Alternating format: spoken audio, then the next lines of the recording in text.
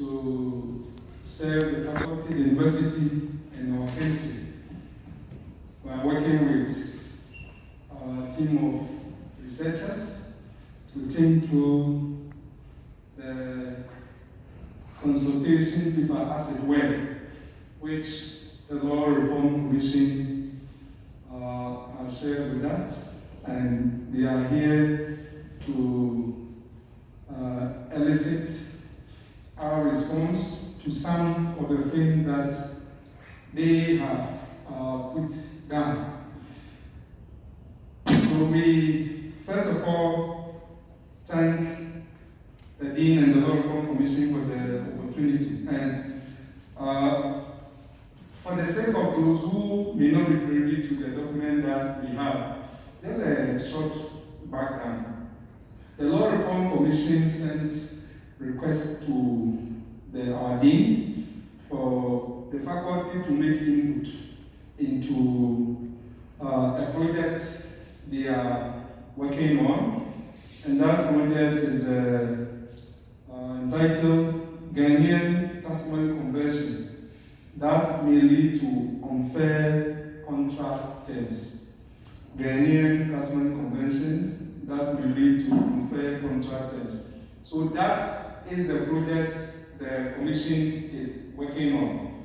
And our understanding is that it's still at the drawing table stage, trying to map out what the relevant issues are. And what the Commission has put together, I think, is not meant to be exhaustive, but just to generate discussion so that more points and ideas will be elicited. So this is what we are going to do. After giving this opening introductory remarks, we will go ahead and briefly remind ourselves of what the position of the law is. And the rights and duties of the parties are what we call the content of the contract, the terms of the contract. Now, these terms of the contract are of two kinds.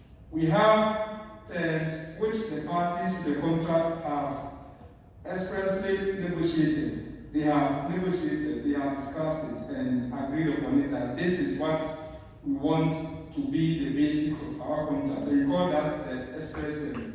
So we don't have problem about that because quite often where the contract is reduced into writing, as we are told, book no lie, you can just look up the written contract and you know what the parties have agreed upon.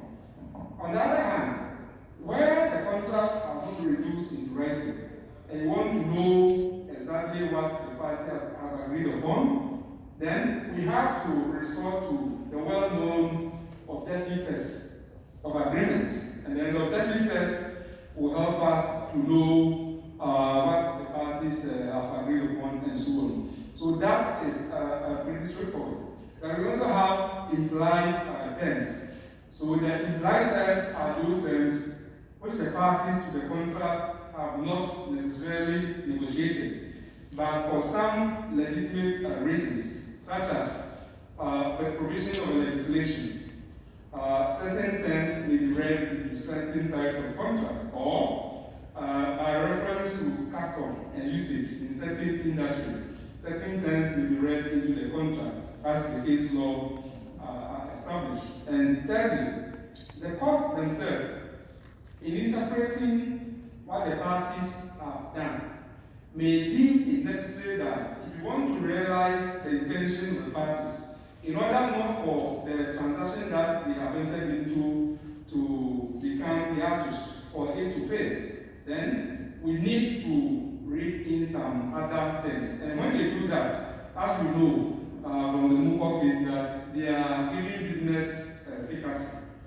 Or sometimes the court will say that we are failing obvious omissions, or if in legislative draft we call that the causus omissus. And by the obvious omissions, the court has said that if at the time of making the contract, the parties' attention have been drawn to certain things as missing, both parties will have right away nodded their head that yes, of course, we intend to be part of what? Of the contract. So these are some of the ways which terms are implied into the contract. Now, there is another unpleasant aspect concerning terms, what we call exclusion clauses, also known as exemption clauses, and limitation clauses. These are the problematic aspect of terms of contract, in the sense that we remember very well that the foundational principle of contracting, the freedom of contract, the free will of the parties, and so on. But what happens with exemption or exclusion clause or limitation clause is that one party will ensure that a certain clause is put into the contract to the effect that should I be in breach, either I cannot be held liable at all, in which case we have total exclusion or exemption. Or, if I can be held liable, my liability is capped, cannot go beyond a certain limit, in which case we have what we call the limitation clause. Now, at common law, the courts are not happy with such contracting practices because it suggests that there is what we call inequality of bargaining power. And oftentimes, it is the person with the superior bargaining power, the strong economic muscle, who will actually extract undertakings and get it incorporated in the contract that either I cannot be held liable or my liability is what? Is limited. And as I said, that is really problematic because it suggests unfairness. How could you hold me liable when I am in breach? But when you are in breach, either you cannot be held liable or you can be held liable only up to a certain limit. So therein lies the unfairness. And for that matter, at common law, the courts have said that addressing exemption clause, limitation clause is a very delicate exercise. It's going to be one of like a balancing act. Balancing act in the sense that the court should not be oblivious of the fact that when it comes to contracting, the parties to the contract are not of equal bargaining power. And oftentimes, they may not be dealing at arm's length. And because they are not dealing at arm's length, there is that likelihood, there is that greater risk that the most vulnerable or weaker party is going to be exploited. And the monumental evidence of such obvious exploitation is where you have exemption clause or limitation clause. The other principle or the other concern which the court should be guided by is what you call the freedom of contract, party autonomy. Yes?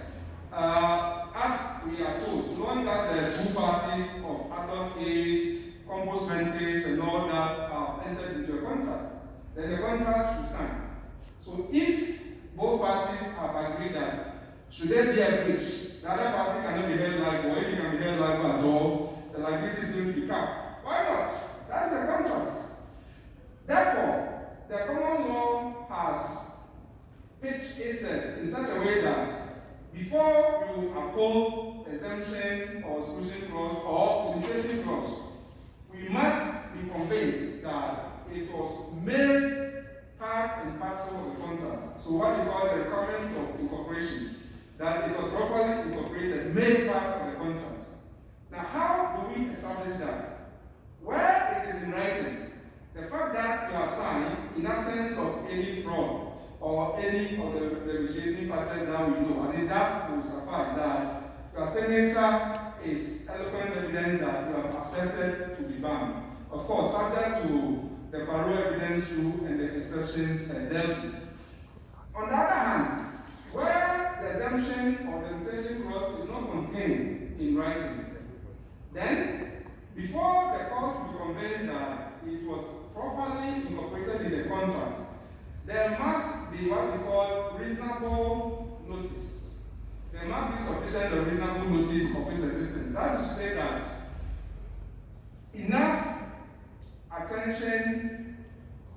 was made to bring it to the knowledge or the awareness of the other party against whom it was going to operate. So where these things are satisfied, then the court will be convinced that yes, the exemption clause is part of the contract. If it's part of the contract, we know pacta sunt servanda. Agreements are supposed to be what? Obey, enforce, sanctity of contract and all those things come. There's no problem. But even then, the common law courts are still worried that one party is being exploited, and for that matter, we are going to use interpretation to also protect the weaker party. So where we have ambiguities, where the exemption clause, for example, is capable of bearing more than one meaning, as it were, and some of the meanings are obviously disadvantageous to the interest of the party, at whose instance the exemption clause was actually incorporated into the contracts, then the court will say that we are going to adopt the most disadvantageous interpretation so that we protect the weaker party at the expense of the party, the stronger bargaining power, at whose instance the exemption clause is incorporated. And that is what lawyers call the rule of the contra proferendum. And again, another mechanism also evolved to check that, what we call the doctrine of fundamental breach. And the doctrine of fundamental breach was simply that where the contract has been breached in a material way, so much so that the contract is repudiated, then everything in the contract should not work, including the exemption clause, because the contract will have been discharged. And if the contract is discharged, on what basis can you seek refuge under the provision of the contract which is discharged? But we know that if you look at the early 80s, the UK Supreme Court, that we often draw inspiration from, have made us aware that we shouldn't be so dogmatic, so prescriptive or doctrinal about fundamental breach. And we must rather have what we call the constructionist approach. That we shouldn't have any what we call magical approach and say that once there's a fundamental breach, then the exemption clause does not apply. As you remember the photo production is a historical case. But rather, in all cases, let's examine the wording of the contract, and in particular the relevant clause, in the light of the events of breach which has occurred. And then the court will be in a position to determine whether the clause can afford defense, protection to the other party or it will not.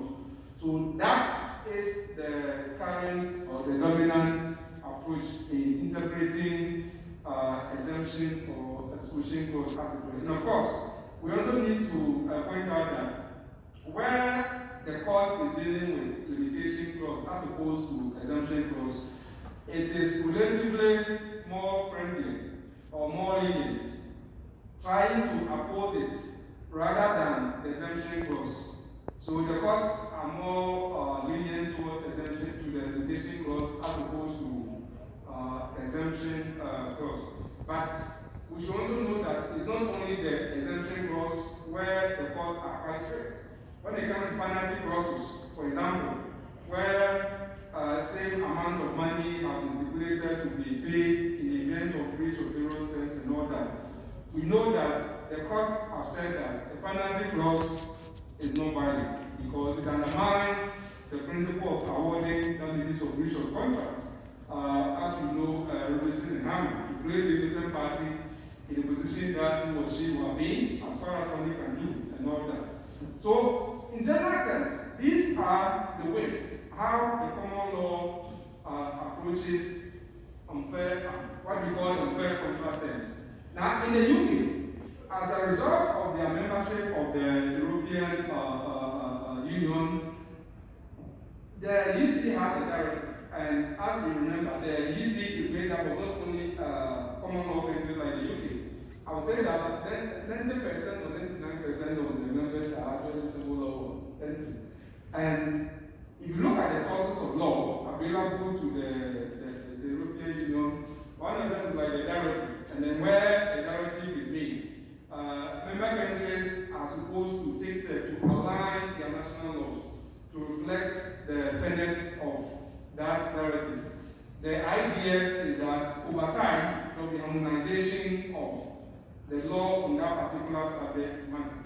So the EC30 Unfair Contract Terms was there, and it made the UK adopt the 1994 Unfair Contract Terms Act, which has been amended in 1999 and so on. And they have set up what we call the Office of Fair Trading. And the Office of Fair Trading is supposed to be like the ombudsman, or if you like, the government body which is responsible for ensuring that unfair terms are actually checked when it comes to contracting practices. So that is where we are. But we in Ghana, we haven't made any dedicated legislation, except to say that when it comes to sale of goods, for example, we know that there are certain implied terms, and when you buy, for example, you buy items with the fitness or suitability of the item of the person which is being bought in order. It doesn't matter the type of negotiation. There are certain guarantees which the law, for example, provides to us. So, fundamental question for us is, do we think that, looking at our Ghanaian situation, the way that we do things, as the Commission is prompting us, that you go to the car park, for example, they have, you see a notice that you park your car at your own risk, and will not accept any liability for anything, or you go to a hotel, or you're watching the news, you see adverts, you have this and this and this, and then you hear that the terms and conditions will apply. So these developments, do we see them as providing something which is unique to us, which affects genuineness of contracting and also fairness of contracting? And if you look at the common law, it does not provide solution, for which reason we want to intervene by way of legislation. Well, we as a faculty, we have our position, but I will yield to my colleague discussant to come in, and then I will come back again. So I yield to Dr. Son. Should we leave it to judicial interpretation, as it has always been? Because these are the two contending issues or approaches that we have to contextualize whatever discussions that we are taking up. Yeah. Now, if you look at the history of Ghana's contract law, apart from Act 25, which came into existence, I think, in 1960 or so, even that act is very terse, very brief, very brief. And I'm sure the legislator had very good reasons for not intervening too much by way of legislation into the contract law. So we must be very cautious if we are advocating legislative intervention. As you rightly said, even in the UK, it was because of their membership of the European Union that compelled them to have legislative intervention in the form of Unfair Contract Terms Act. He rightly pointed out, yes, this is our position paper, but of course, some of us subscribe to the idea of leaving it entirely in the hands of the judges, so that case law will continue to be the basis for interpreting terms that are included in contracts. We also have to look at the scope, if we have to have legislative intervention, in which areas of transactions. Should it be general? Should it be only business type of contracts? Consumer credit areas? We need to come out with the scope of any such legislative intervention in this particular area. What type of exclusionary clauses should be prohibited? What type of limitation clauses should be allowed, given the nature of the socio-economic exigencies in which we find ourselves, and the fact that most Ghanaians are illiterate? Should that justify legislative intervention to protect illiterates who enter into certain types of transactions? We should be reminding ourselves of some of these issues that will come up. For example, I took a loan facility some years back. Well, I was just interested in getting my money and getting out of the bank. I didn't have much time to look through, and the way they even put their text, you can hardly read it. And the officer will just say, oh, you sign here, sign here, sign here. It was after the loan was repaid that if I was left 1 month, so I went to check how many months I had to pay. It was then they gave me the terms, the full terms. What I looked at, I said, I was signing my debt warrant without paying. Given the nature of our society, given the socio-economic situations in which we find ourselves, to the extent that people are prepared to take facilities regardless of the consequences. Our societies are based on our own cultural, our socio-economic factors, which are different from the developed world. And so a time probably has come for us to sit back and then look at the laws that we are applying in our country. Are we just dovetailing our colonial masters? And even in today's technology, we are in a technological world. Most of the laws that were propounded in those days did not conceive of the current situation in which we find ourselves. And most of the case law, which were based on the exigencies of the time, the socio-economic exigencies of the time, have fundamentally changed, calling for the need for us to revisit the jurisprudential basis of some of the doctrines that are applied in our law of contract. So I believe as we go along with the discussion, we should focus on some of these matters. I will leave the rest maybe to map out the conventional areas as far as Ghana is concerned. What are the conventions that are normally introduced into Ghanaian contract situations? And there are a number of them. They are not limited. I mean, they are not exhaustive. You may come out with your own experiences to add to the list. Thank you very much.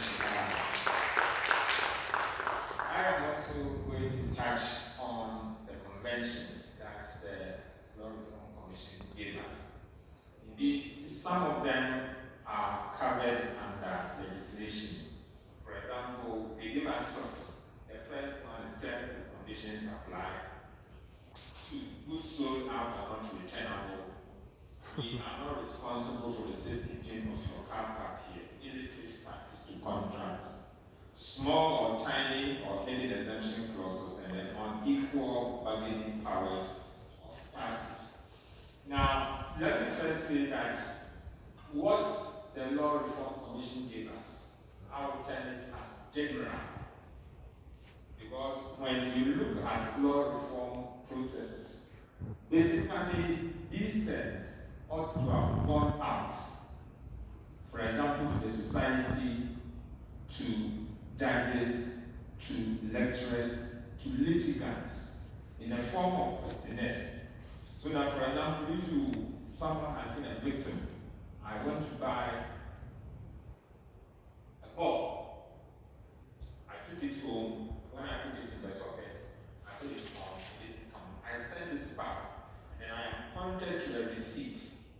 says that goods sold out are not returnable. I think Dr. Abba has earlier touched on some of these things. And so when we were moving through it, I tried to look at some jurisdictions with respect to how they have addressed these issues. Now, some of them did not have a contract per se termed as Unfair Contract Terms Act, but they have said there was some legislation, and those legislations are called into question whenever a party complains that I am a victim, for example, under illicit party to a contract. Then you go to that particular legislation and look at whether or not there was an even playing field between the parties. So, for example, if you look at US, they have the American Uniform Commercial Code, and Section 2 talks about what is an unconscionable contract. Now, that has not been legislated. So, the courts are left to examine what is contained in the contract, to the extent that is it proper to allow two parties who are not on the same bargaining level, for one, to put this particular term in the contract and say that, well, you signed it, so you are bound. So if the court makes a determination based upon the process of contracting, it may come to the conclusion that this is an unconscionable contract, and that section says that the court should not enforce that particular contract. Now, again, when you look at Australia, they have a legislation known as the Federal Trade Practices Act. Now, what is contained in this act was as a result of a questionnaire that was administered regarding the relationship that exists between parties to a contract. And that answer came from a judge who said that, well, when you complain of an unfair contract terms act, like my colleagues argued, well, we don't have any legislation, and so the courts are left to determine whether based upon the relationship between the parties, the contract should stand or the contract should be nullified. And that judge responds to trying to get something to stand and say that, is it possible for the courts to be giving guidelines in a legislation so that where a party to a contract complains that I have not been treated well, then the courts will look at what has happened, look at what is contained in the law, and then come to the conclusion that this particular term in this contract cannot stand because of what the court has found out through evidence. And some of the things that they discuss is the court must consider the respective strength of the parties. So here we have maybe someone who is going to buy an item from a multinational company, and there is a problem with that particular product, and then the person is seeking a remedy from the court. The court must look at the respective strength of the parties. Now, did the other party understand the term? So my colleague also raised the issue of sanctity of contract, and Dr. Sunday also raised it. The level of understanding of our people. Did the other party really know the limits that particular contract was put on you, or what was expected of that particular person? And then the court must also look at whether or not there was any initiating factor at the time the parties were contracting. And then the last is the company or one of the parties engage in what is an unfair trade practice. With such guidelines, the court will then be in a position to say that, yes, the party has signed the contract, yes, the terms were expressly provided for the contract, but having regard to these guidelines and the fact that one of the parties was disadvantaged, we are not going to enforce this particular contract. So when we look at all these conventions that the Law Reform Commission has given,